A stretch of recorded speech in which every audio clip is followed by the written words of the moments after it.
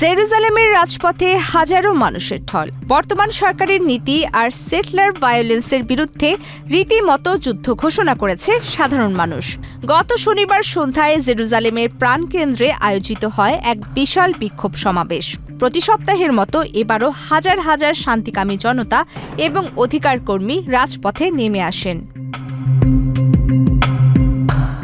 সমাবেশে অংশগ্রহণকারীরা সরকারের বিভিন্ন ব্যর্থতার কড়া সমালোচনা করেন। কেন্দ্রীয় জেরুজালেমে আয়োজিত এই কর্মসূচিতে বিক্ষোভকারীরা বিভিন্ন স্লোগান দেন এবং তাদের দাবি সংবলিত প্ল্যাকার্ড প্রদর্শন করেন। পদ্মা সেতু, মেট্রো রেল এবং এলিভেটেড এক্সপ্রেসওয়ে নির্মাণের গর্বিত অংশীদার বসুন্ধরা সিমেন্ট। প্রতি শনিবার তেল আবিবে আয়োজিত মূল সমাবেশের সমান্তরালে জেরুজালেমেও এই প্রতিবাদ কর্মসূচি পালন করা হয়। বিক্ষোভকারীদের অভিযোগ, বর্তমান সরকারের ভুল নীতির কারণে দেশ জুড়ে অস্থিরতা বাড়ছে। বিশেষ করে পশ্চিম তীরে ফিলিস্তিনিদের উপর উগ্রপন্থী ইহুদি সেটলারদের ক্রমবর্ধমান হামলা নিয়ে ক্ষুব্ধ সাধারণ ইসরায়েলিরা।